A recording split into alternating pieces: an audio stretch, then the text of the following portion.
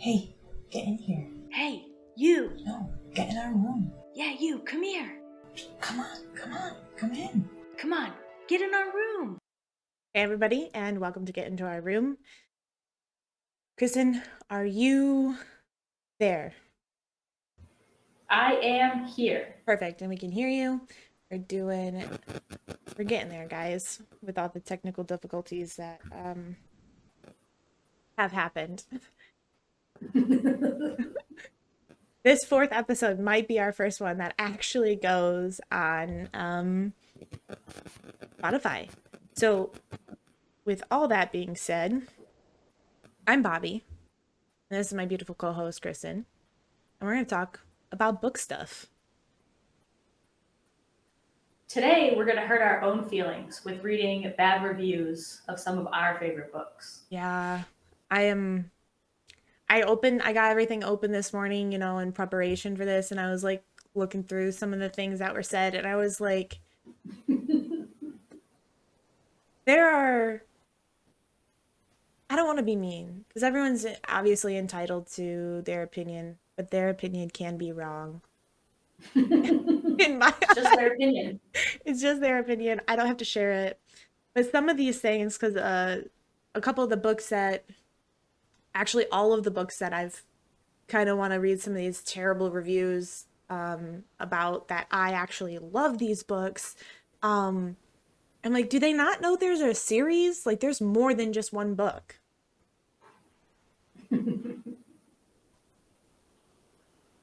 What books did you pick for today?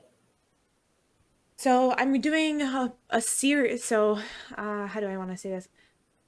I'll tell you the series that I'm going to be doing, but I'm going to be focusing on the first book of the series.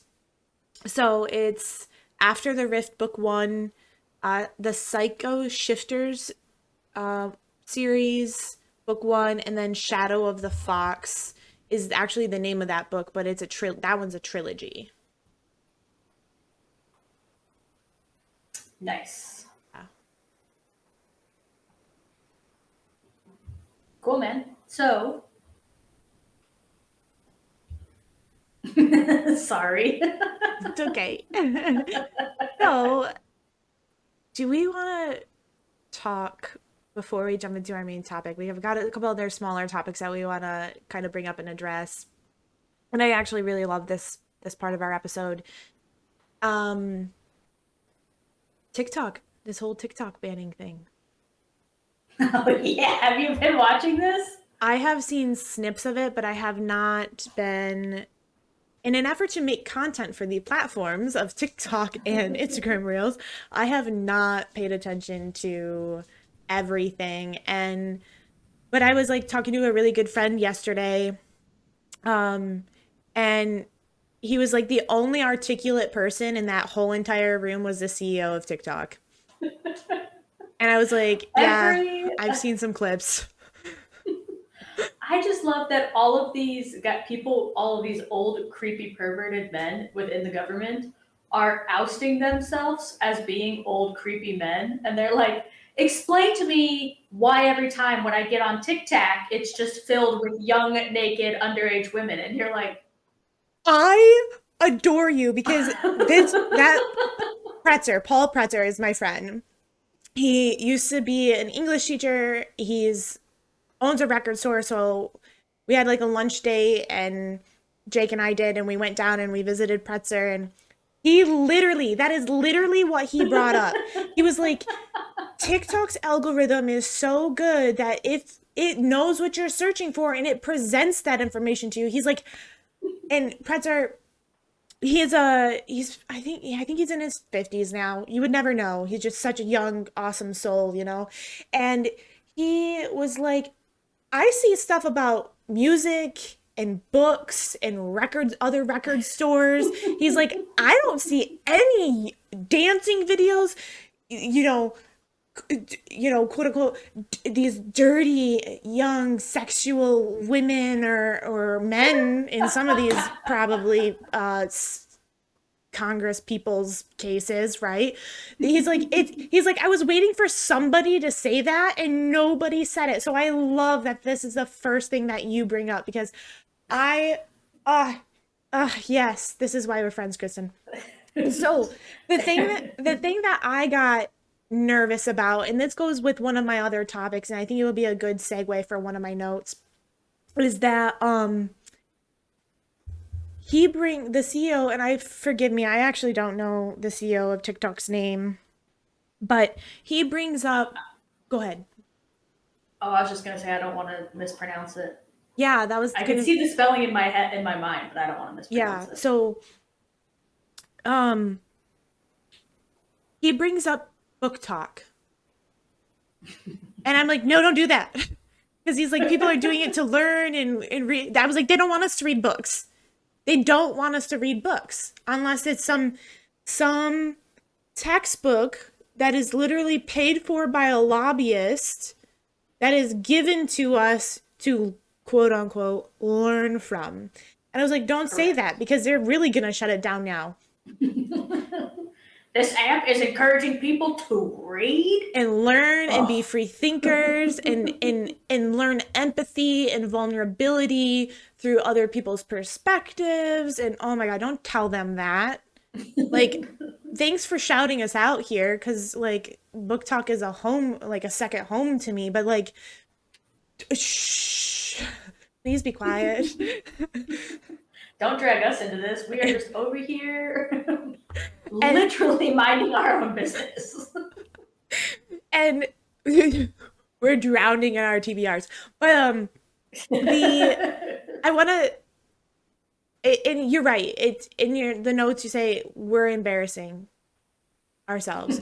We are, and I hope that people out there understand that our Congress is supposed to represent us and our thoughts as peoples of this country, but they get it wrong a majority of the time. Yeah. So apologies, world. Anyways, so book bans. I want to pivot real quick, real fast. Let's go. Okay, so because it truly made me nervous seeing him say that, and like we've already got all these book bans going on, and I'm like, oh my gosh, this is gonna make it worse. And I oh shoot, I should have looked this. Like, hold on. So I have gone to Germany, and one of the things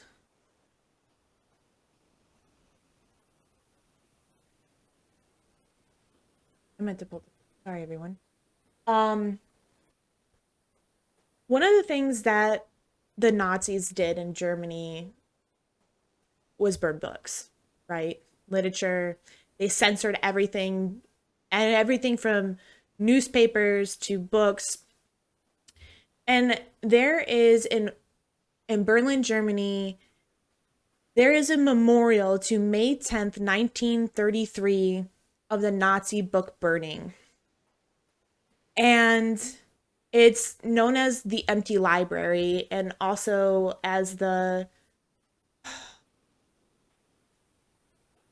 it's library in German, I think, but I'm gonna mess it up. Bibliothek, I think. But it's the Empty Library. And it is this book burning happened in the Bebelplatz in Berlin. And when you so there's just this in the middle of this square where the book burning took place in this plaza is a glass. I don't even know. It's maybe like 3x3, 4x4 at the largest, but it is as far down as you can see empty bookshelves. And I happened to be there in the evening.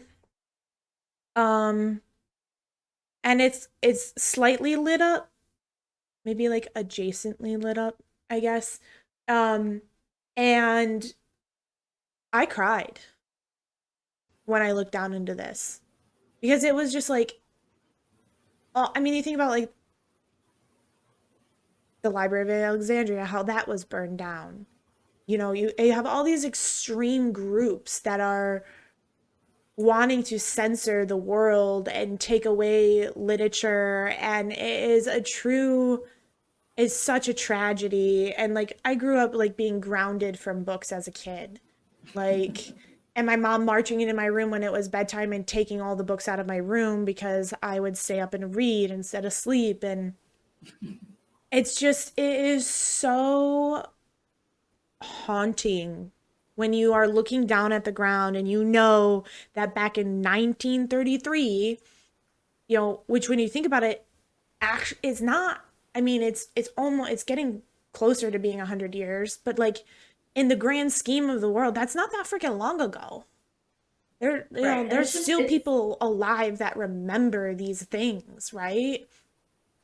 and it's just a continuous reoccurring theme of destroying knowledge throughout human Yes. history. And it's I mean, oh my God.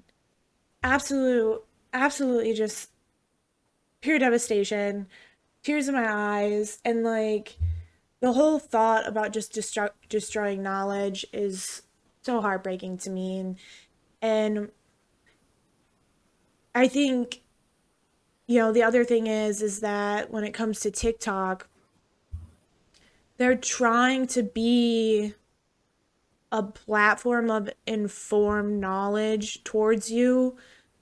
There will be a day when we're no longer in the middle with their algorithm and we see the same thing that's happened with like Facebook or TikTok, and we're gonna start, you know, that algorithm's gonna change supposedly for the better, and we're gonna start seeing stuff they want us to see instead of things we want to see. And I'm just, it bums me out, but I hope TikTok stays for at least a few more years as what it currently is, where I see Right. books and I see music and all these smaller people and creators that are putting out just really beautiful works of art in whatever form they're doing, or just sharing really good pieces of knowledge and history. So praying I that, think another thing. yeah. Sorry, go ahead. No, go. I think another thing for me, TikTok has shown me that Hollywood is probably on its way out, as we have people that are sitting in their bedroom by themselves making these videos that are more captivating and a better storyline than the 3 hours that it takes Hollywood to tell a disgusting story or just a terrible story. And I think it's showing that, like, you know, actors and actresses, producers and writers are actually not unique in what they've done. They just had a foot in the door, or a lucky break, or, but there's so Yes. many people that are creative that can tell better stories. Yes, I think it demonstrates that the world, we have a lot of fucking people on this planet, and the 1% aren't it. And that the Yeah. community that is around these creatives or these people just who show and live their passion, like, Yes. exist all around us. And I think it makes the idea of having community so much more tangible. I mean, that's part of why I'm really excited about this podcast, is finding like-minded people, creating a community, and just, I mean, as human beings, we want to be social. We want to, you know, find this tribe and walk through this life with a tribe. And I think this platform has shown people that maybe they were called weird as a kid, or pulling from my conversation with Pretzer. I always leave conversations with him just feeling so just good. But he, you know, he was an English teacher, and he was talking about some of these creative kids that would be in school. They would eat lunch in his classroom, and they used to joke and call it the land of the misfit toys or misfit kids, you know. And it's like TikTok has presented a way to have community around what these kids who were made fun of or were called the weirdos or whatever, have found people that share their perspective on life. And it's just really cool because, like, you're not fucking alone. And I think one of the biggest things in this life is understanding that you're actually not fucking alone in whatever you're Right. going through. Because, you know, I've had some pretty dark periods of my life and I thought I was really fucking alone. And it's just like, you got to find the right things and the right people and quickly, like, your situation is not that unique. Like, maybe the way you're perceiving and experiencing it has some unique elements, but like, most people go through dark times. So, like, finding those people and hashing out that conversation is good. And I think, I don't know, I'm all about it. I'm here for it. I love it. So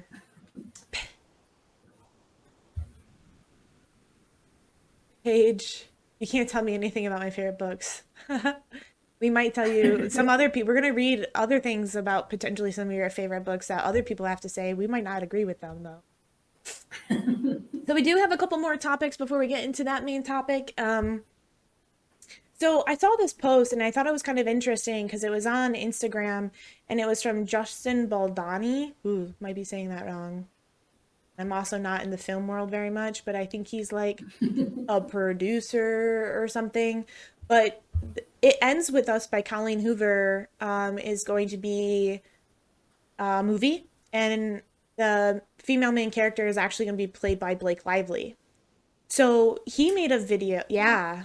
Yeah, I'm not a Colleen Hoover fan, but Paige, I know you are. Kristen, do you read Colleen Hoover or have you read any Colleen Hoover? It's on my TBR list, but I haven't gotten around to it. Same. I keep being told that I should, and I keeps getting bumped down on my to be read list because I'm just What is this book even about? Great question. I've Good. seen it everywhere. I see it in I have the too. airport every week. Yep. Which leads me to a really quick tangent. Yeah. Books in airports, are they just really great books or they just have really great PR reps? How do you get a book in an airport? That's a fantastic question. I have no idea. I mean, 'cause that's super limited space. Yeah. And the one book I did read, A Secluded Cabin Sleeps 6, saw it in an airport, got it on Kindle. Yeah, that book sucked. So I didn't even finish it. Oh no. While you look that up, whatever it's about, the reason I want to bring this up is because he was putting it out there that they're looking to cast a young Lily. So you need to be 18 or a little bit older, and look like a younger version of Blake Lively, who's playing the older version. Okay. First of all, I'm like, who looks younger than her? Because I'm younger than her and I look older than her. Second of all, they have like a website. If you're interested, if you're listening and you're interested and you are drop dead fucking gorgeous like Blake Lively. She's hilarious, by the way. I love her. And like her little Ugly Duckling as a child. Nobody that's that funny was pretty as a child, and you can fight me on that. No, I think that's interesting, and we should also Google that. But you can go to itendswithuscasting.com. So he's like putting it out there on like Instagram Reels and stuff to like, hey, we're looking at everybody, you know, we're just putting this out there, see what we get. Maybe, you know, maybe this isn't the avenue we find that individual, that actress, but we want to put it out there and we want to try it. So I thought that was kind of interesting. They're using different types of platforms for casting, which I think is really smart because like you were saying, like we've mentioned this before that the ACOTAR series by Sarah J Maas is being adapted to Hulu, a Hulu series, which we're nervous about. But there are so many people on TikTok who cosplay characters from that series, and some of them are very, very good. Now, I don't know if they would translate from a short form media to a longer format media in their skills, but like some of them are very, very good at what they do, and I just find it interesting, you know, to open those opportunities and going back to what you said earlier about like Hollywood not being as important. Maybe they recognize that. And that's why they're doing this now. They're like, oh shit. The way we've been doing it is ancient. We should maybe we should switch it up and get some of this new young creative talent that other people already know and see on these other platforms, blah blah blah blah blah. I don't know. I think it's interesting. So did you find what it's about? Yes, it is about the young entrepreneur Lily Bloom from the teenage daughter of an abusive father and a succubus mother to a young woman who owns a successful flower shop. And she writes, Lily's life begins worryingly to follow in her mother's footsteps almost without realizing it. Oh, spoiler alerts ahead. Basically, she's writing about the love story of her parents. Hmm. Sounds weird. Lots of people Sorry. love it, so. Okay, so I guess a romance novel is a romance novel. true, yeah. Can you tell me about this note that you added here about the Black Dagger Brotherhood? Yes. Because I saw At this first this it was- morning and I was like, what? Okay, first of all, if you don't know what the Black Dagger Brotherhood is, it is a series of almost like 21 books almost now. Yes, the 21st book is coming out in April. And the first book was like published back in the mid 2000s. I Yeah, I think think 2009. 8, 9, somewhere in there. Yeah, somewhere in the mid to late 2000s. But it's a vampire series, and if you didn't like Twilight like me, or if you did like Twilight and you didn't like 50 Shades of Grey like me, or if you did like it, because 50 Shades of Grey is actually fan fiction from Twilight. If you want a good merging of those that actually has a good plot and has adult content and has vampires in it, you should read the Black Dagger Brotherhood. I've read 5 or 6 of them, and each book focuses on one of the vampires in this group of male vampires, and kind of like a love story. But in the background, there is this super deep plot happening that is like, Kristen, is your mic freaking out? There it goes. It fixed Is itself. it? It was, but it fixed itself. But about their enemy and like them fighting their enemy, and it's like you keep reading, not just because the story and the romance is actually pretty well written, but because you're like, well, who's gonna fucking win this ongoing war? Like it just actually keeps you around. Yeah, and they don't fall in love with teenage girls. They're not 500-year-old vampires that fall in love with teenage girls because they're pretending to be in high school. Yeah. They're actually like vampires out doing like vampire shit. Yeah. So it's a little bit more interesting. Yep. And so this is actually a news headline that once you look into it, it circles around to being nothing. Oh no. Because the Black Dagger Brotherhood, their rights have been optioned by Passionflix, which means if a work is optioned, it means that they have the option to pick it up later. They're just like buying the rights as a maybe sometime in the future. That's a bummer. So, yeah. It's actually an article about nothing. Oh shit. Because I was like, oh, that could be a really fun. That could be fun. Because like I'm a nerd. Like I like The Matrix. I love Blade. And like that's about vampires and stuff. And like I remember just like staying up and watching them super late at night. But anyways, I think that like if you like merged like Blade and The Matrix, and then that's a really good like premise for these male character vampires in the Black Dagger Brotherhood. especially Yes, that is Wrath. excellent. Like when you think about Wrath, I was like when they were describing him, I was like this like Neo from Matrix, except bigger and a lot stronger and muscular. Did I just blow your mind? Yeah. Yes. You did blow my mind. Yes. Yes, that is the perfect. And to circle it back to the Blade series is, yeah. Yeah. But it's a female romance novel, so. Do you know what gender the author is who wrote the Black Dagger Brotherhood? Yes, she is a woman. Oh, okay. Yeah, I wasn't, because it's like something Ward. Is it JJ, I don't know. J.D. Ward? Ward. Yeah. Freaking just J.R. Ward. J.R. Yes, that's what it is. Jessica Oh, Ward. excellent, excellent, fun, twisty. And it's multiple points of view too, so it's like, and every book has different points of views, but all like a lot of the same characters are in there. It's just, it's very good. Like, fuck Twilight. Read Black Dagger Brotherhood if you want an adult.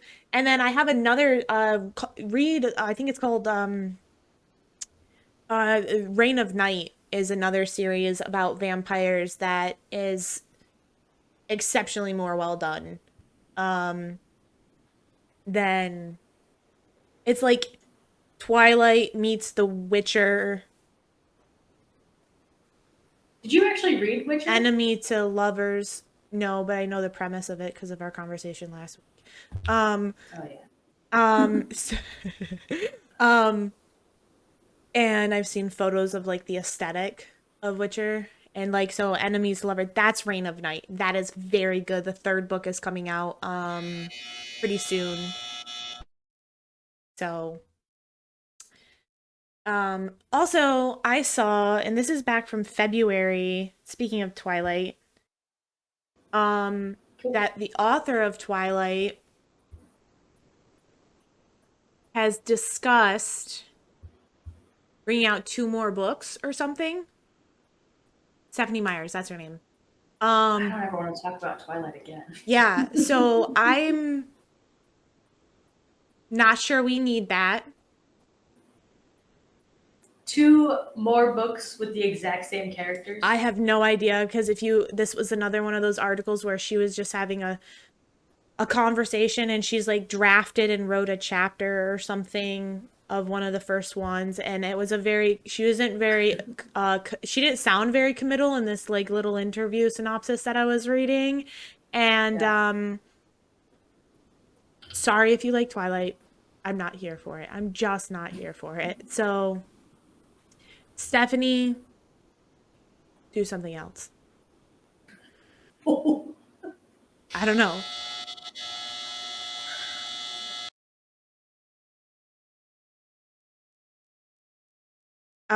So we can go ahead and get into our main topic. Kristen, I do want to just acknowledge, I don't know what the hell's going on with your mic today. It's tripping balls. I'm not touching anything. It's wrapped back around. I'm not even touching nothing. I don't Are you know. talking about the buzzing? Yes. Sorry. Is that your phone I'm not a vibrating? professional. I'm not a professional podcaster, and so I actually started the dryer before. That's the dryer going off.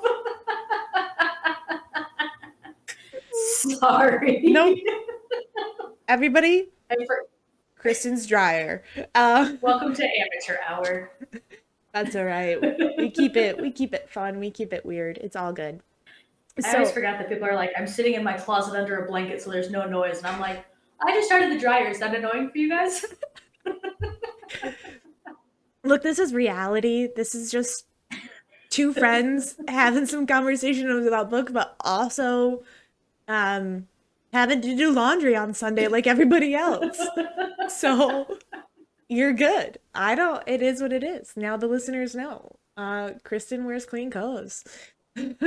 Oh, it's my biggest secret. All right. So, how we'll do this is I'll do my first book. We'll pop over to you. You'll do your, and we can maybe bounce back and forth. Because we each have 3 books. to like read these reviews of. So I switched mine this morning. Oh, you're switching yours right now. Yeah, literally right now. Yeah. That's fine.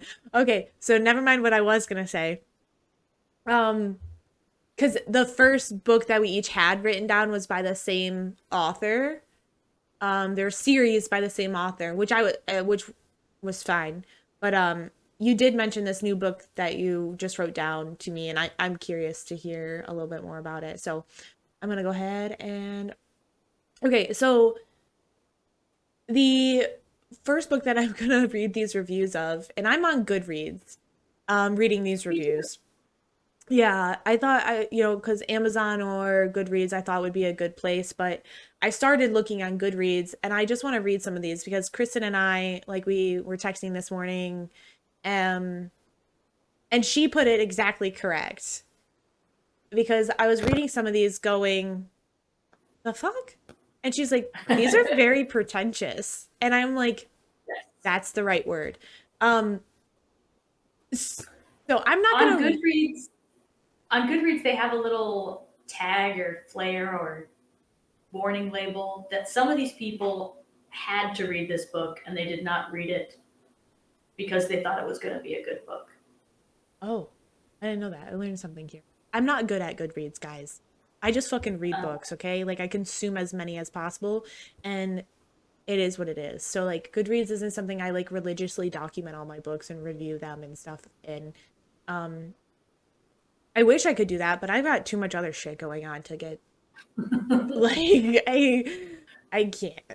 And another thing I just wanted to say before we get into this, Yeah. these 1-star reviews, these people are so long-winded.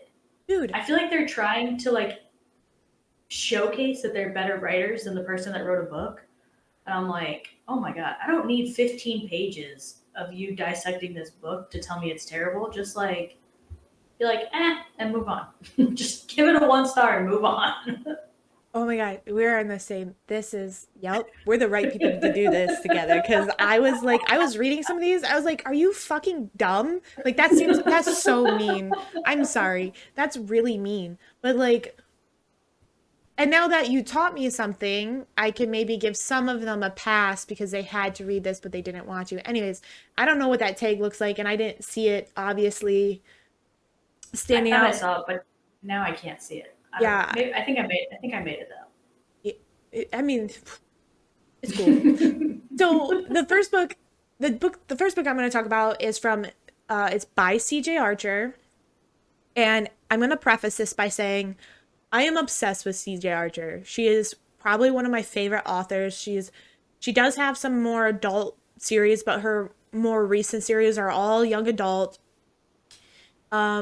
They're basically romantic mysteries, murder mysteries. And a lot of them are set in, she likes history. So a lot of them are actually like set in some historical time frame, whether it's the Edwardian or Victorian era or whatever it might be.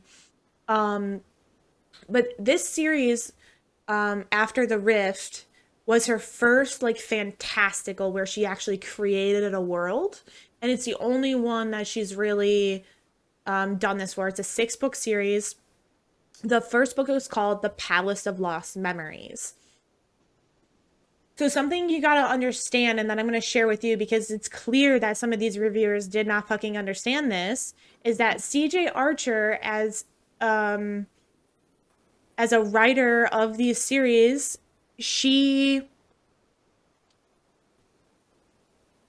there's always an underlying romance, but every book is about some type of mystery or murder mystery or something, and you learn, and then there's a bigger mystery in the background happening, which is why I like it, because you read the book and you're like, it's this super slow burn romance where you're just like itching for the fucking people to like just physically actually touch, because again, like, these are set in times where like men in like the mid 1800s, we'll say, where like you didn't just like go and like put your hand on a guy or a female or anything without it being seen as like illicit, because weird.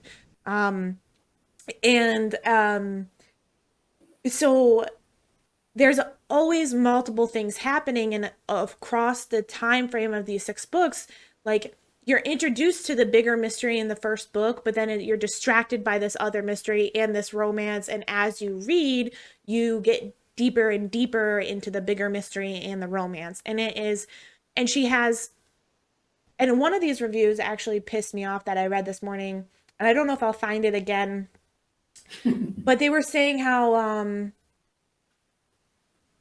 like poorly written the characters are. And I was like, that is actually something I love about CJ Archer, is her ability to have a bajillion characters across these and like have their dynamics be just like lovely. So I just clicked on like the 2-star reviews here on Goodreads for this. Cuz I was like, fuck off with your 1-star reviews. I like can't get on board with anything you're saying, so I'm not even gonna read it. But so a lot of these 2-stars reviews start out the same. What attracted me to the book was the synopsis: a palace that is built almost in an instant with a mysterious servants and staff, and a new king from an intriguing origin, and a world where magic is just a fairy tale. And they go on to say, I was expecting this to focus on, you know, this, how these people lost their memories and came to be, blah, blah, blah. Granted, this is from 2018, so this is around the same time that this book was actually published. So maybe they didn't know it was going to be a series, but CJ Archer is a self-published author. She has a really great website that lists all of her series with like a 2 to 3 sentence blurb about what it's about and if it's going to be a series or not. So first of all, fucking look into it. Like, and then, again, it was promising. So, where's this at?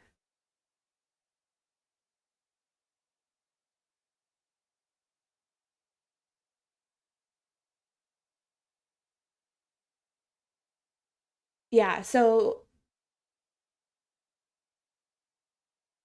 okay. They're talking, this person goes to say this book promised an interesting idea, a palace full of people with no memories and where they'd come from. Okay. But that wasn't the focus of the story. It was more of a mundane murder mystery. First of all, not that mundane. Because another thing I question is like, it's a romance novel and a lot of them have the same situation, the same plot lines or similar plot lines, right? Like, did you not read the tags on this book, or like you just read the synopsis and you wanted to read it? Like it in the synopsis, I'm pretty sure it says there's like a romance. Like, here's one that's not 20 pages long, like you're saying, because that's what I'm trying to find. Because on Goodreads, I'm not reading 7 paragraphs to get to your point. Like, fuck off. I get it. You're passionate about how much you didn't like this book, but also, you obviously missed some things here. A mystery set in medieval times with the suggestion of magic. It really isn't my genre. They gave it 2 stars. Don't read it then. But it feels a bit common or typical. Again, it's a murder mystery with an underlying romance. Yeah, that's a whole genre, as you just explained to yourself. If you don't like it, don't read it. There isn't much depth to the characters or plot. This is the one that pissed me off. I was like, the plot takes 6 books to get through, and the last 2 books have wild ass twists, and it blows your fucking mind. Like, even my mom, I got my mom to read this, and I got my mom also hooked on CJ Archer in general. You're welcome, Mom. But you also got my mom hooked on CJ Archer. I've gotten so many people hooked on CJ Archer. But like, the plot twist in this fucking book, when I tell you, across this series, is you're just like, holy, you do not see what happens in the last book coming at fucking all. Or I didn't. And a lot of times I do like books like this that are common and I can kind of guess what's going to happen. Not this one. No, sir. Yeah, and then they go on to say perhaps it's set up for more books in the future of the series, but I wouldn't expect them much from them in the future installments. I'm like, well, first of all, I would give the first book in the series 4 stars, but every fucking book that comes after it gets 7. So I don't know what to tell you. And that's 7 out of 5, not 7 out of 10. So, and then somebody said this was a chore to read because it was boring. Not really a good book, hardly nothing to do with a potentially magic castle that pops up almost overnight, and all to do with finding a prisoner. I really found myself not caring at all and wishing there was more magic to the story. I did like the 2 main characters for the most part, hence a couple star rating. And I'm like, yeah, because first of all, Josie, the main character, is the most compassionate, kind person, even though everyone that she's presented with in this story who she tries to help is a hostile asshole for a majority of the fucking series. Except for like a handful of people. And I'm just like, you guys suck. Let's read a 1-star review just because you said, for anyone looking for a clean fantasy book, do not look to this one. It's peppered with bad language, including the F-bomb and mentions of suspicion of incest. Yeah, there What the fuck is an F-bomb? The fuck? Yeah, what the fuck is an F-bomb?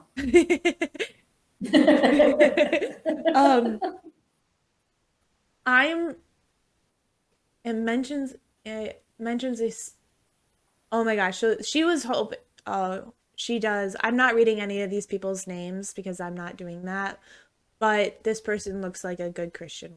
So why are you even reading something about magic to begin with? Can we circle back around to her saying there was incest? There is a mention of incest in the book. And there's also mention in a couple books in, there is mention of rape too, as well, for trigger warning people. I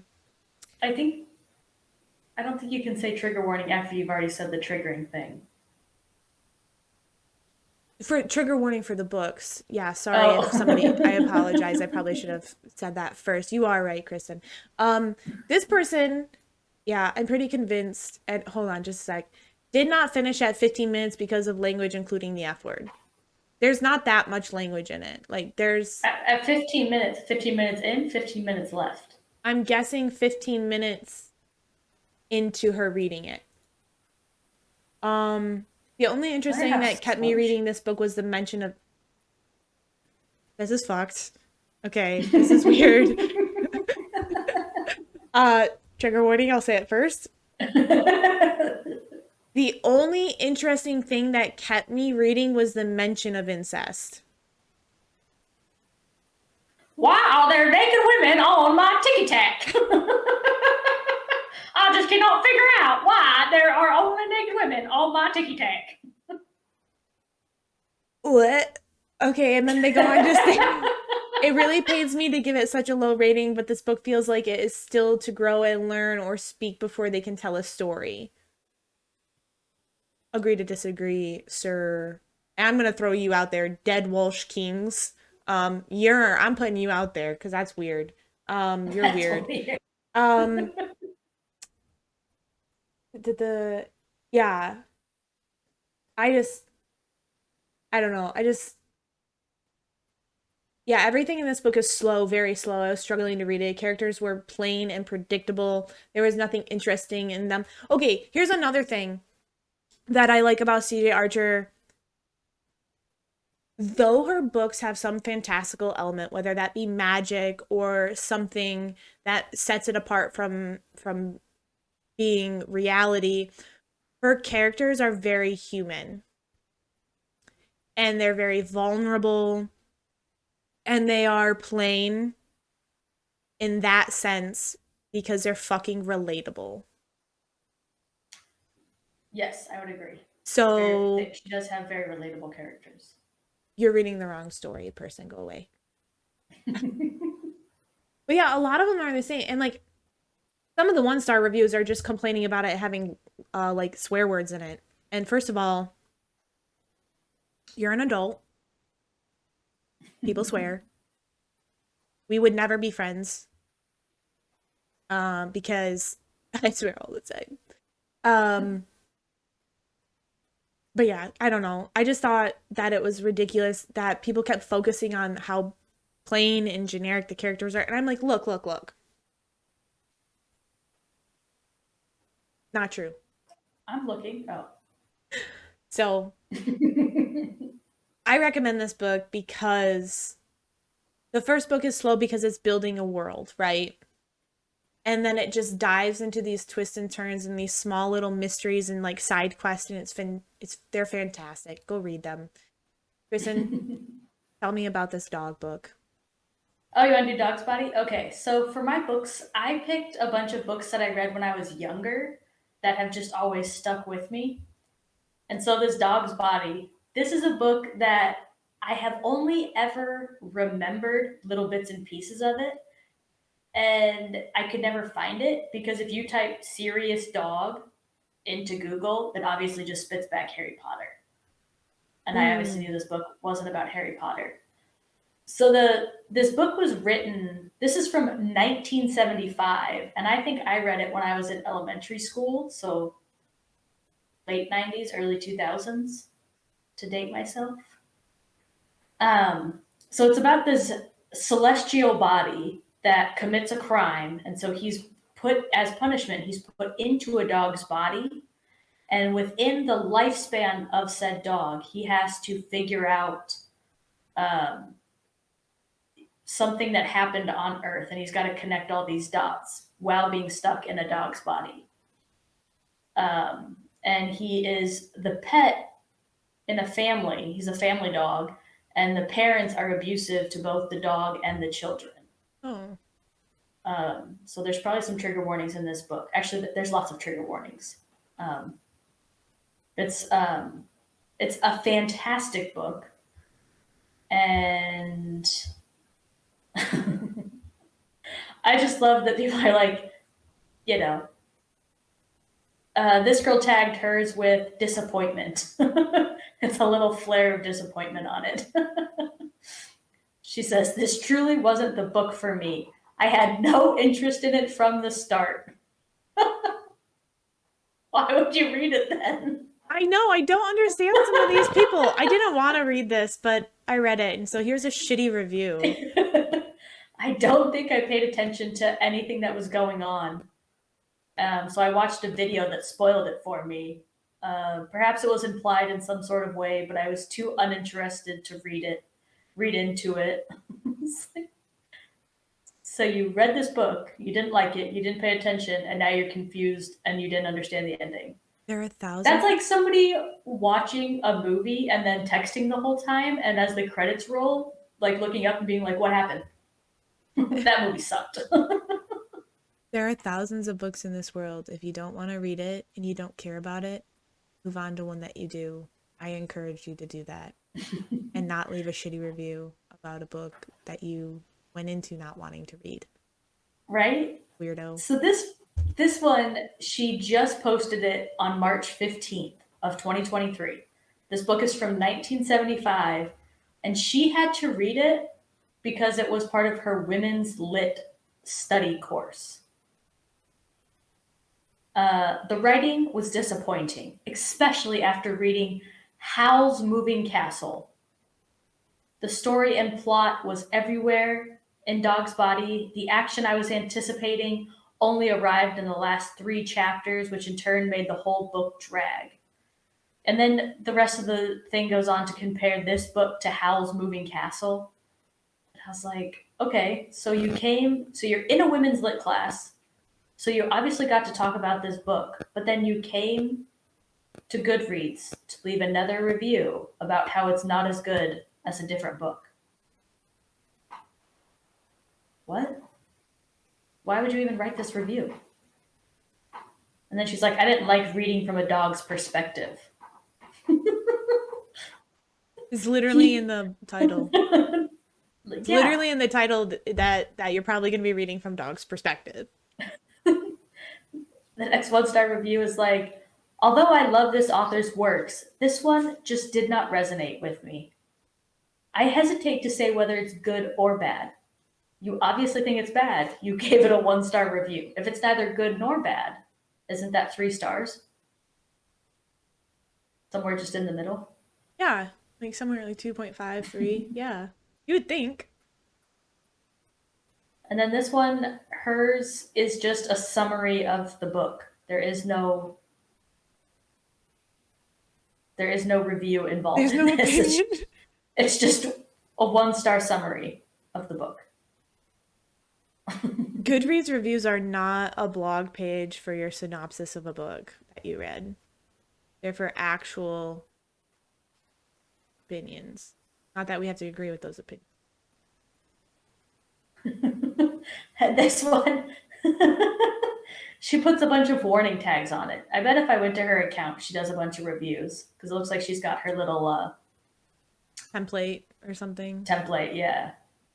This is another one. She was required to read it for her literature class. Definitely not my favorite. Warnings, sex, none. Drugs, none. Language, none. Violence, some, but not in detail. People get serious like that. I think. Well, I mean, I'm passionate about books and I'm a serious reader, but goddamn, that was aggressive. Yeah.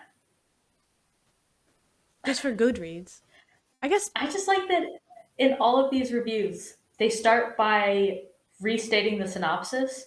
That if you're on Goodreads, you have to scroll by the synopsis or summary You to get then to the get to review. the reviews. And everybody just restates the synopsis in their own. Way. And then you can comment on other people's reviews.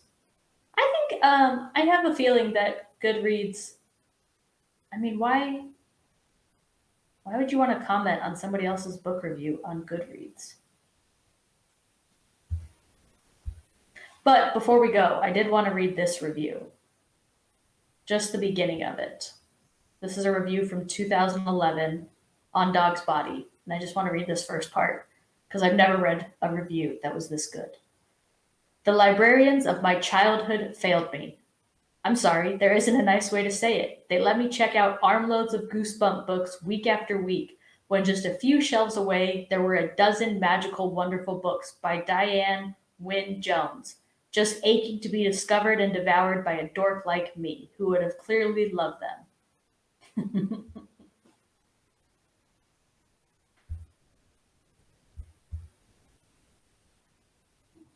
That was the first review I came across and I loved it.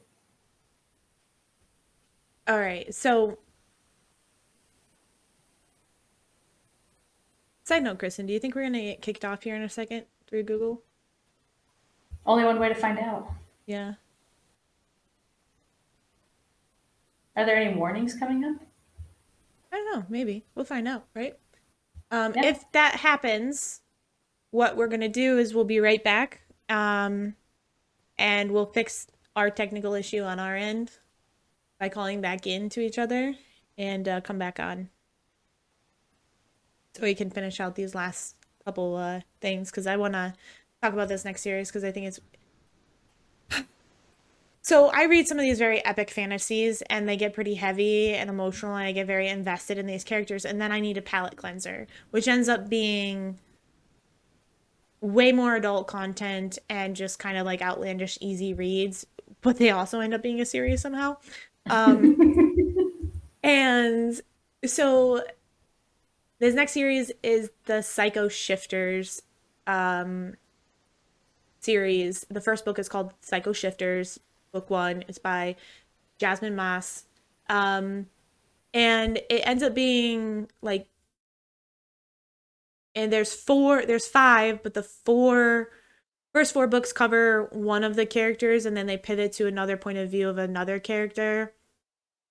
And though I don't think they're like stellar plotline or storyline, it does get good. The first book again, she's setting up this whole universe. And it ends up being a reverse harem. And when I tell you that my favorite thing about this series is the main character's inner monologue and her lack of good mental health, I promise you it's hilarious to read from her perspective. So there's a lot of trauma and there's a lot of abuse in this book, and again, I said it ends up being very explicit stuff later on, but the main character is actually a virgin for like the first 3 books or something like that. And so this review says the premise was pretty interesting. It kept me reading, but overall I didn't like the book all that much. It seemed all over the place at times, and somehow there was so much going on during some scenes that I actually felt like there was nothing happening. I'm sorry, wait. They said there was so much going on that they felt like there was nothing going on? Yes. Okay, just wanted to make sure I heard that correctly. Yeah, I'm confused about it too. I'm like, what?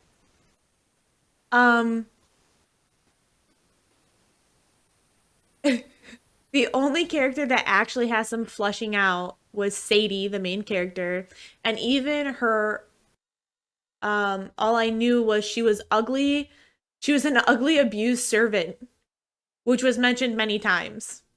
So it is mentioned many times because this is from her perspective. Like, this is being told from her perspective, and most of the first book is. And then it goes to multiple point of views later on in the storyline. But she is very self-deprecating, and she is abused, and she's covered head to toe in scars. She has bright blonde hair and blood red eye, like fresh blood, like blood red eyes, not like dried blood. And she's like super small and like weak, and she is this servant, and she's like starved in like some of this situation, and like you learn more about all of that later, but and like why, but it's very self-deprecating. That's why, and I think most people can relate to the fact that they don't find themselves attractive, but they find those around them much more attractive. And so I'm just like,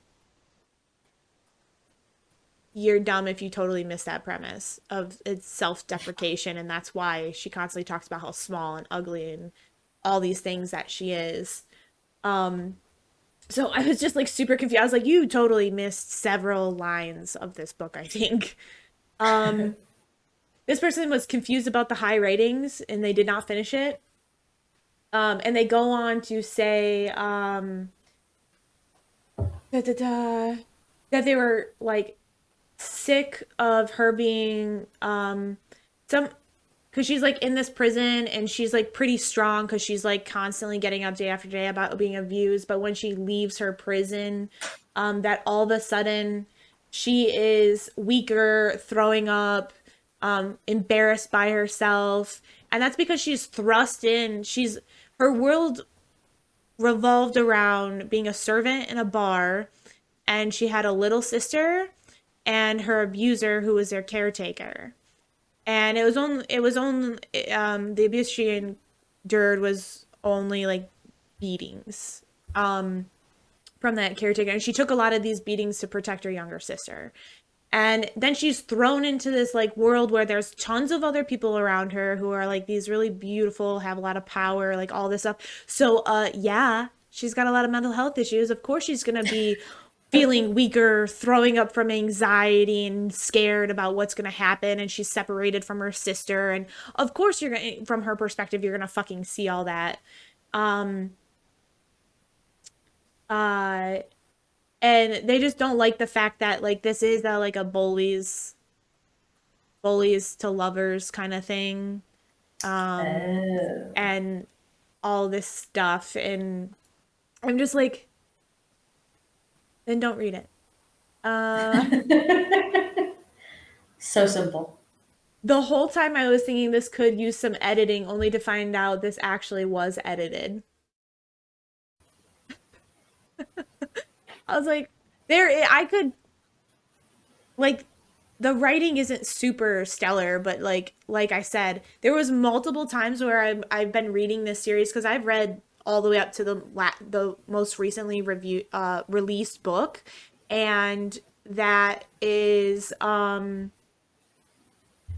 the fifth book. And when I tell you I have this series, like I have literally laughed out loud, like audibly been reading parts of this book and laughed out loud, like from like something the character saying that's really relatable or absolutely just like hysterical, like I have so many times. And so even though I think overall like some of the writing is subpar, the inner fucking monologue of these female main characters is so fucking good.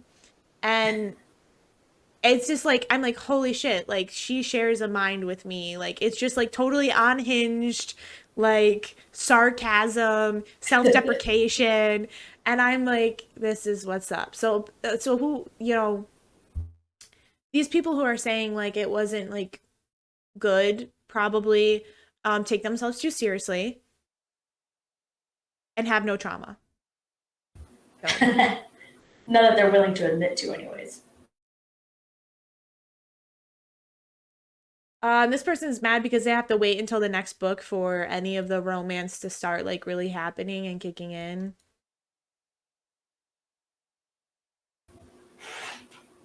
Yeah, and there's a lot of like you really like some of these characters and then you fucking hate them and then you like them again kind of, but then also you're like don't trust them anymore, but you still want to like them. Yeah, it's actually, if you're like okay with subpar writing but a hilarious inner monologue, you should just read it for that.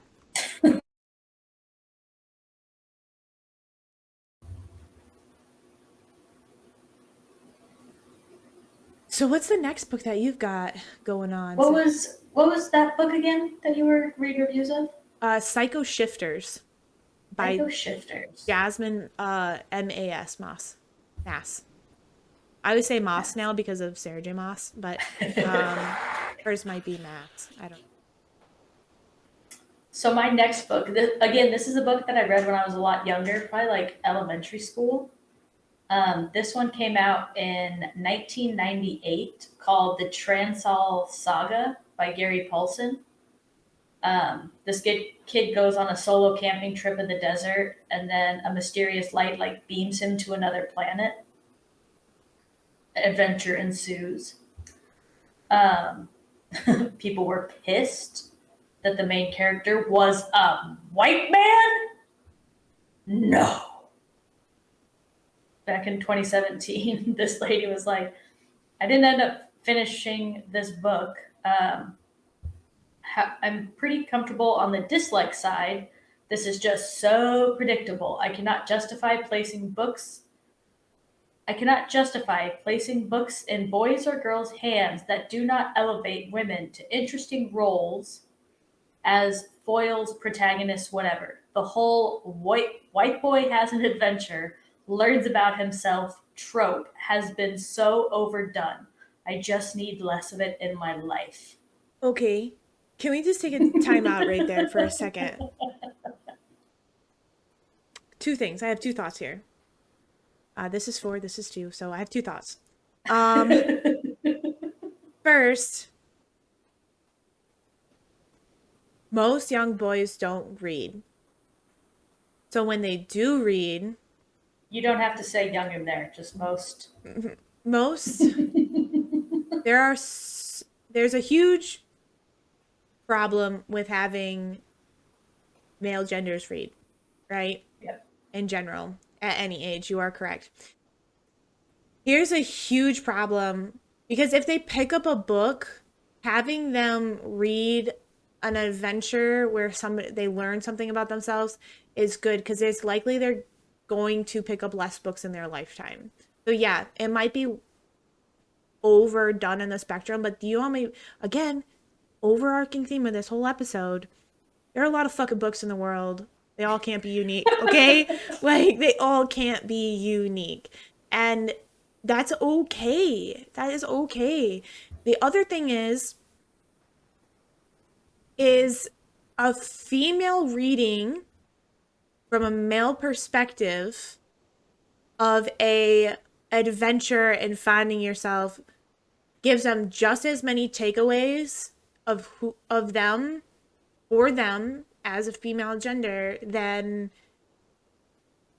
as a female main character would. Like, why does that matter? Why does that matter at all? It doesn't. It doesn't matter, Miss whoever read that review. Like, I don't want, if I had a daughter, I wouldn't want her just to read from a female's perspective. I wouldn't want her just to read from, male identifying author. Like, no, nope, not what I want.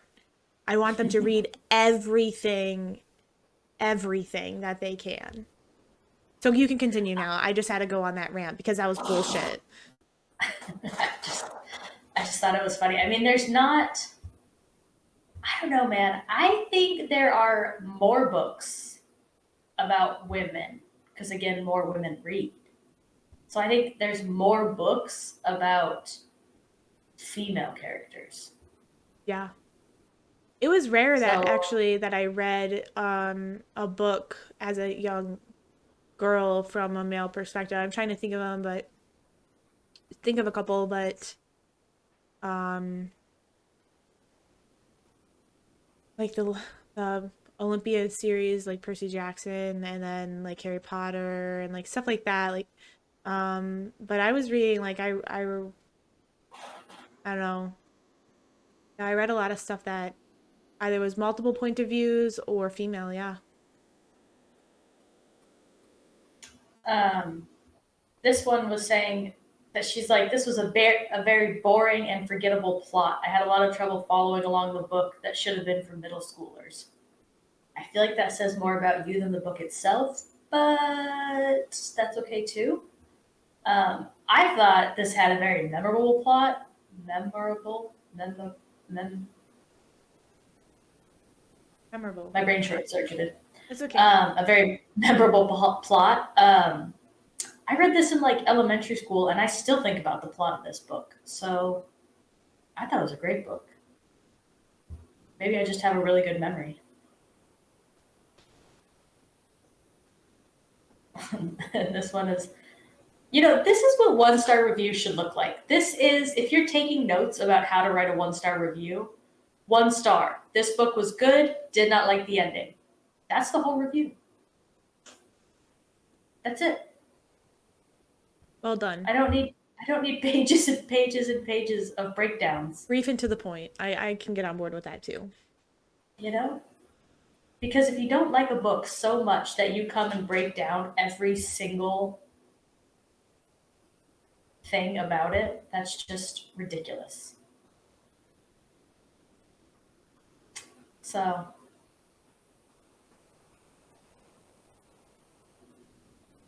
yeah, that's the 1-star reviews for the Transall Saga, which I still recommend. I guess it's for younger kids, but I still think it's a great book.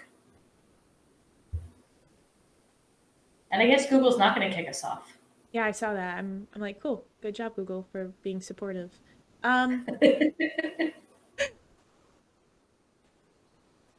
So,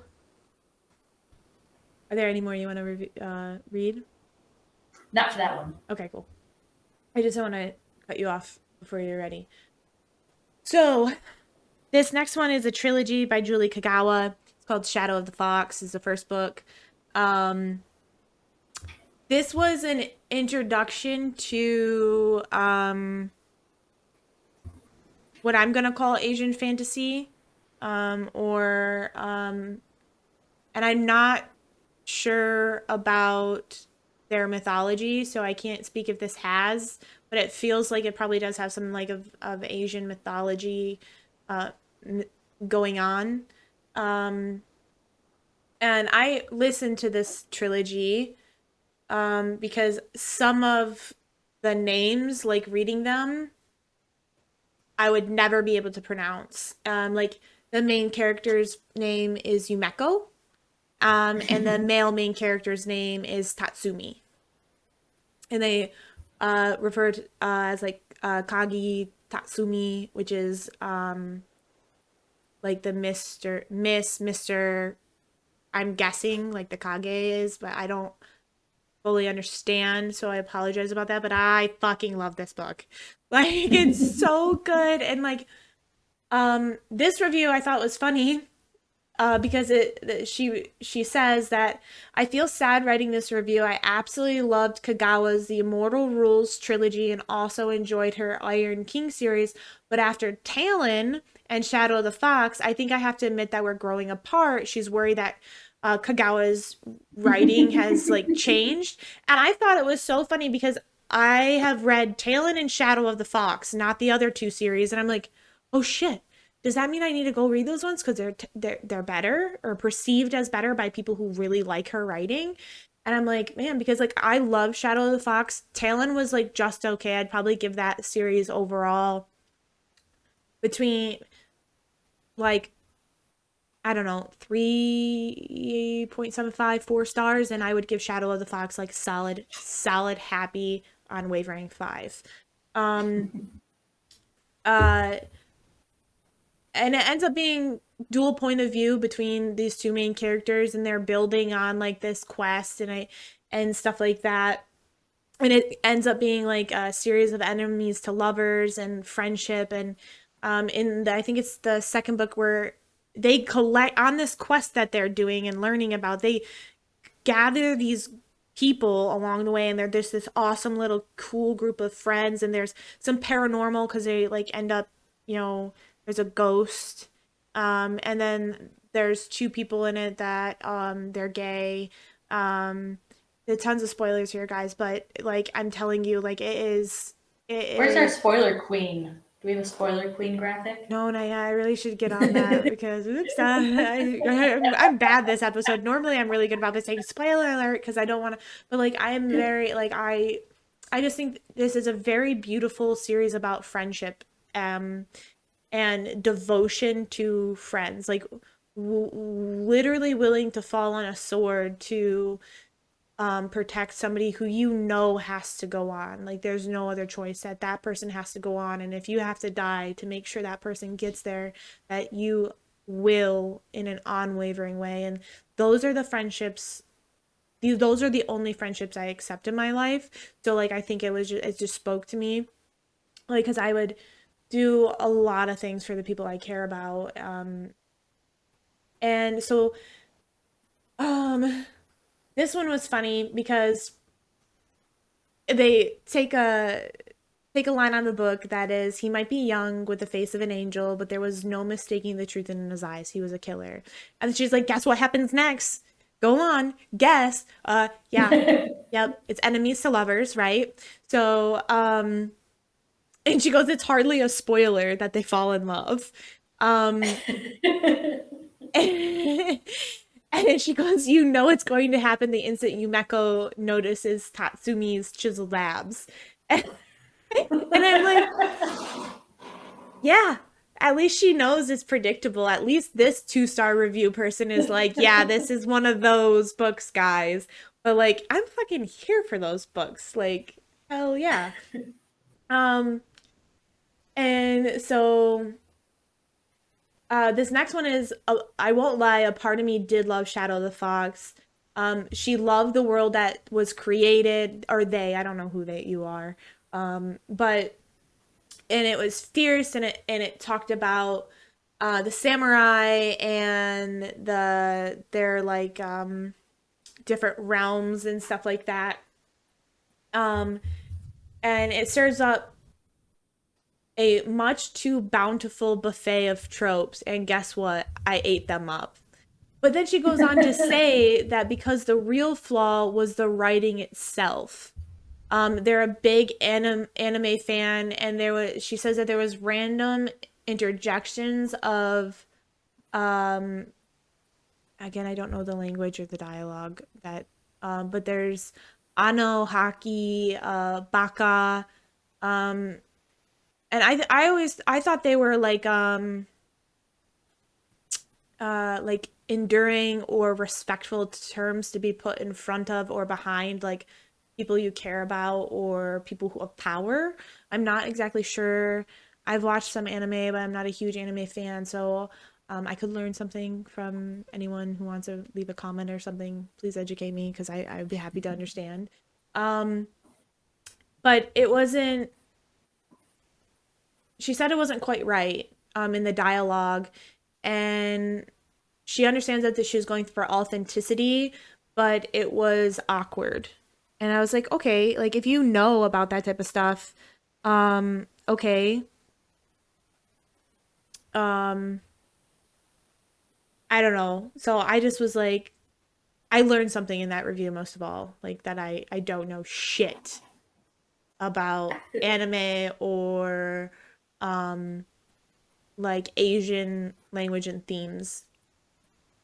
This one's like way too long. There's literally I had to scroll for like a solid 30 seconds to get through this one review, guys. It was stupid. This one person says did not finish at 49%. This was juvenile. Yeah, because it's actually a young adult book. It is literally a young adult book. Yep. So juvenile is a thing. Um, I can't read that one. That was a Spanish guy. I just thought it was hilarious that people were commenting on the writing and apparently slightly offended by because Julie Kagawa, I think she like lives in her parents were immigrants and now she like lives in Tennessee or Kentucky or something with and but she was in California as a kid. I'm not really sure, but here's the thing.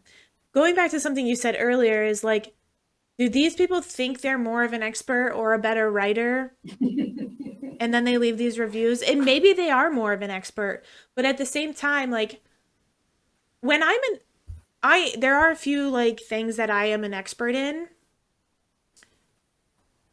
And part of my job is to teach people some of these things that I'm an expert in. So when I'm teaching about something and they say something to me that's not quite right, I don't sit them out and put them on the spot and be like, no, you're wrong. I say, oh, okay, well, but did you know about this? Or that's not quite there. I said that's partly correct, but there's also a little bit more to it. Let me deep dive real quick with you on this topic and like, help them understand and enlighten them to these things. Like, remember when I said we should turn the heat up and you laughed at me? yeah.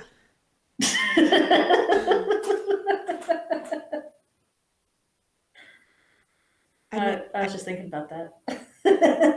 Oh, yeah. Okay, I get it now. I remember. I was like, I instantly asked the question. I was like, so which one's the heat? Which one's the heat in the process? You did not instantly ask that. You're just like, oh, that's right. I did because you're like, we gotta turn. Yeah. Sorry, Kristen. I did do no, it's that. good because now I watch Instagram videos of welders talking about turning up the heat, and I'm like, it's not the voltage, guys. You need to turn up the amperage. If anyone here is a welder, if you want to turn up your heat, turn up your wire feed speed or your amperage. That's your heat in the process. If you want to make Bobby Joe cackle. In a wire fed or a TIG welding application, you're turning up your wire feed speed or your amperage for your heat, not your voltage. If you want to make Bobby Joe cackle on the spot, just tell her to turn up the heat. I don't do it in front of. I do it to coworkers. I don't do it to other people. I'm very kind to customers and other people that I'm educating. Just not to you, because you're my friend and you can take it. You're never gonna forget that now because I laughed in your face, right? I know. Yeah, that was. I was trigger warning. It was still effective. It was still an effective way to teach, but also trauma ensuing. I'm so sorry for that.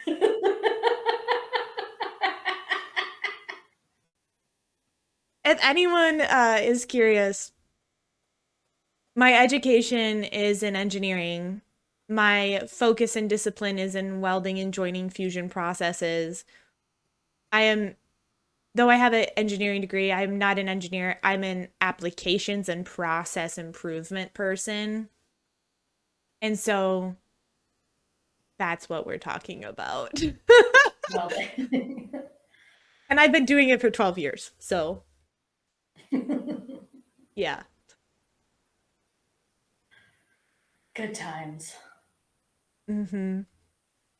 Oh, We're a little far in the weeds, but now I gotta go read that Shadow of the Fox. That sounds. it's Those 1-star reviews lured me in. it's an audiobook on Hoopla. I will not be doing that. Audiobook? I don't think I like audiobooks. I don't think I'm a good listener. Okay. The pronunciations are gonna be awful for you. They're just made up. They just have to be the same every time. True. Facts. They Okay. don't have to be right. They just have to be the same. Just know that the main female character it starts with a Y, but it's Yumeko. It's Yuem. So Yumeko, and Tatsumi is the male samurai. I'm not gonna remember that. Also, you're gonna hate me. Because when I tell you in the last book, there was many points in which I was just like, I'm way more emotional than you, but like sobbing. I sobbed. Ah, good. I'll read it on an airplane. Make everybody around me uncomfortable. Cool, do it. Why is that girl crying? And then also the first chapter, because I told my mom to read this, she had to listen to the first chapter like twice because it starts out very confusing, and the first chapter is like this thing that's happening, but it's setting up for the rest of the story, and then all of a sudden you're switching to this totally other character and you don't even hear about the character in the first chapter for like ever. Just hang in there. Just keep going, I promise. Just hang in there. Just keep going. All right. Can My turn? we like take a 2-second break? Yes. All right, we'll be right back, everybody, like in probably 4 minutes or less.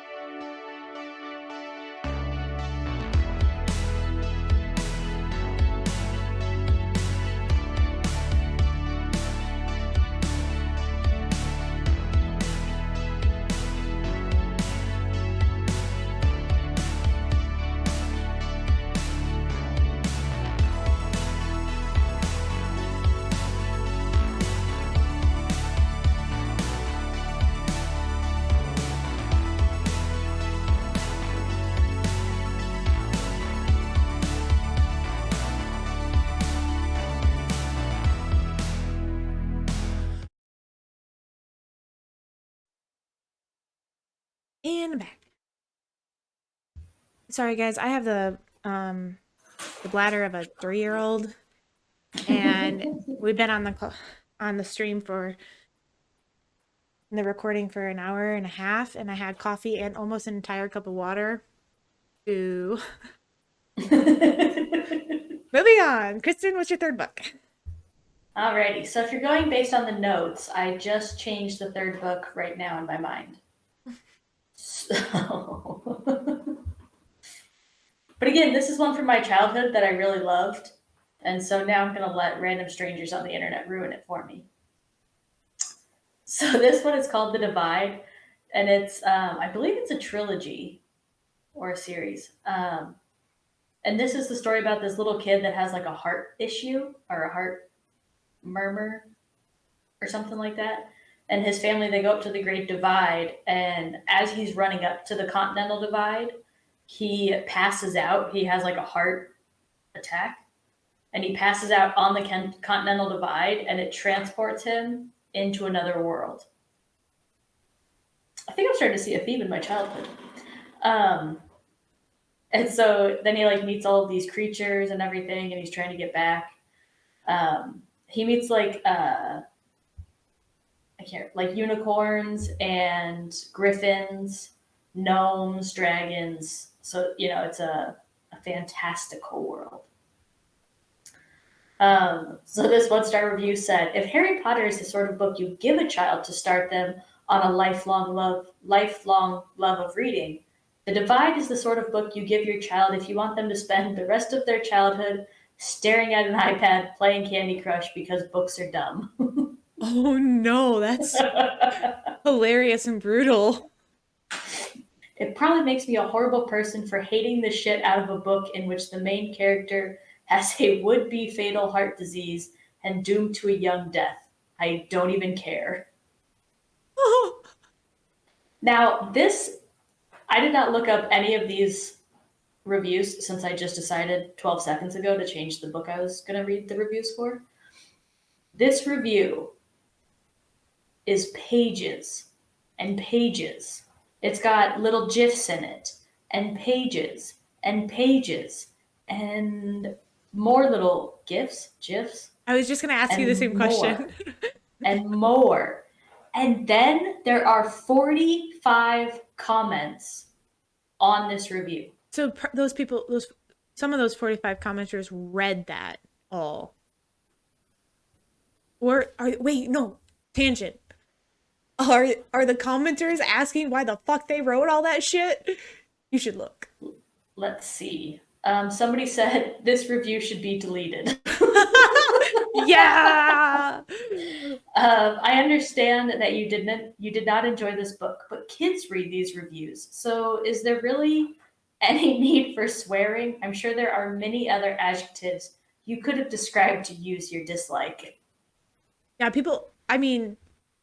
I'm a pretty creative person and I swear a lot, but like sometimes I'm a creative swearer. Just kidding.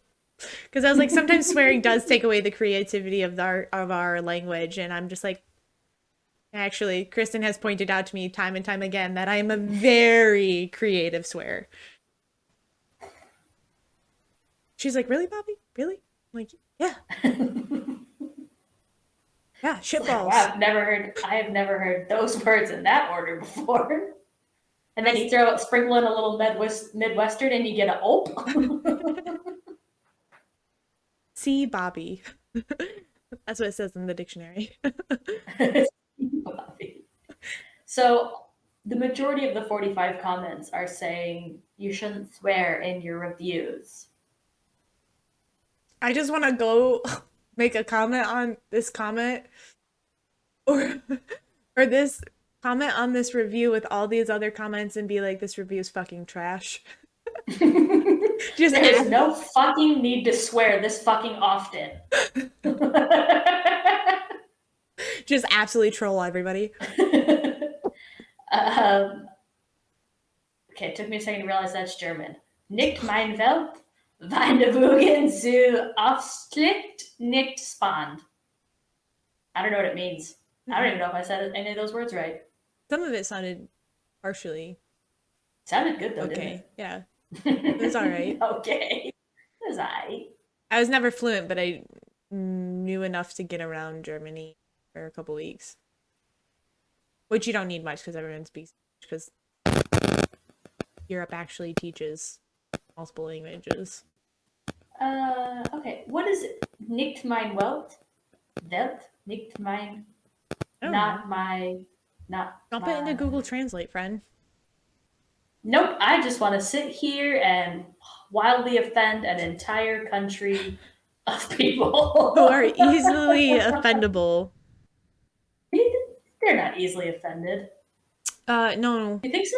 No, I don't think so, actually, at all. I think they're actually more open to discussion and acknowledging differences in a lot of countries. I think they'd just be excited I tried. Yeah. They probably giggle the whole time, but yeah. Never mind, I'm not saying that. It says, "Not my world twists, too obvious, not exciting." At least they said it in one sentence.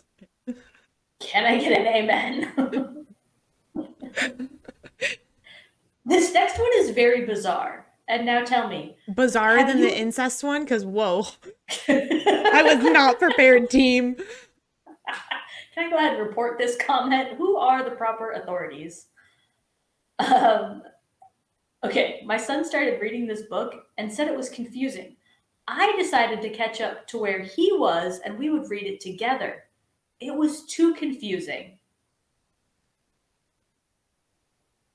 Have you ever read a book and been like, wow, this is really confusing? And so then your parents tried to read it with you? Mm-mm. My parents would be like, just don't read it then. Yeah, come back to it later. Like, whatever. Like, It was too much work to keep everything straight.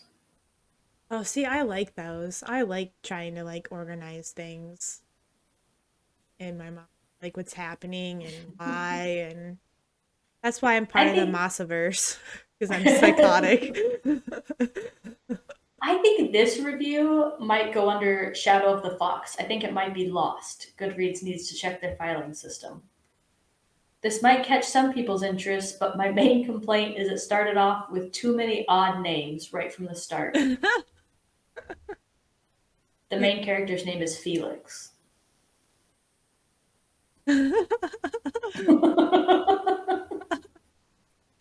No, that probably did get lost. Felix, is it spelled crazy? Is it spelled with an Nah, F man. instead of a PH?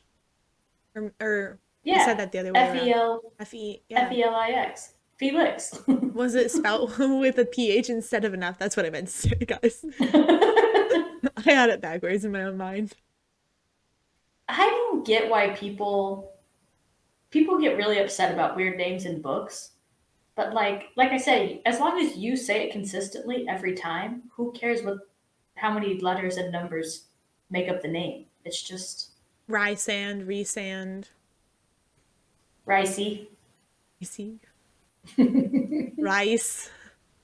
Rices. Yeah, man. When I read Harry Potter, I don't even think I ever said Hermione's name. It was just H every time those letters came up. Yeah, I always just thought Hermione. it was the female version of Herman. I was like, this is she Herm. A she-herm. She Herm. So yeah, if you ever want to hurt your feelings, pick your favorite book and go read 1-star reviews. Yeah, really, it just makes you angry. At how long they are. Yeah. I'm like, God. I mean, I just give them star reviews. I don't even write like little blurbs because I never know what to say because I'm like, it's good. Read it. Like that's what It's good.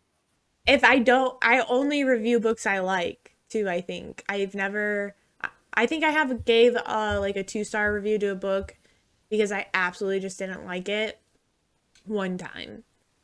But I also probably didn't finish it. So some of these people who finish it and give it a review confuse me, like a bad review confuse me even more. To sit there and take notes on a book you hate so that you can write a 12-page review on it on a website for free. Yeah. And then if you go scroll through the 5-star reviews, they're like, I really enjoyed this. It just seems Mild and interesting. They're all just a few sentences. Nobody is putting pages and pages into good reviews. It's a yeah. weird time to be alive. Yep. So next week's episode is going to be an I'd rather be reading. Yes! Yeah.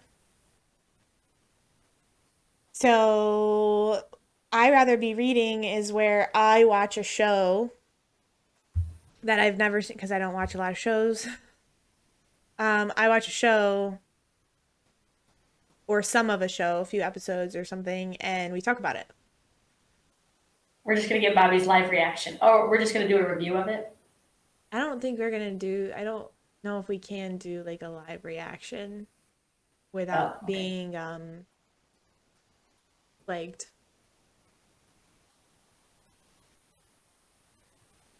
Okay. We'll work out the details, but it's gonna be me talking about a show that I've never seen before that Kristen is forcing me to watch. That would be reading why I have to watch it. Expect lots of bad words. Yes. Not in the show from Bobby. Yeah, probably. Or I'll like it. Who freaking knows? Like, I don't know, man. We'll see. We'll find out. But I appreciate everyone who's staying around for this hour and a half conversation about, Everything. yeah, lots of We stuff. jumped all around. We did. We went everywhere with it. And that's the whole freaking point, man. So come back next week. We'll have some more topics of what's happening in the world around books and adaptations. Maybe a mini review of this book that I'm trying to get through that I'm not sure if I like it or not yet. And the show. Kristen, what show do you want to start with? Because I know we have a list of them. I'm leaning towards Schitt's Creek. All right. I figured you were going to say that. So you're going to get at least my opinion on the first 5 episodes of Schitt's Creek. Yeah. Cool. Thanks for joining us. Till next and, time. We'll see you next week.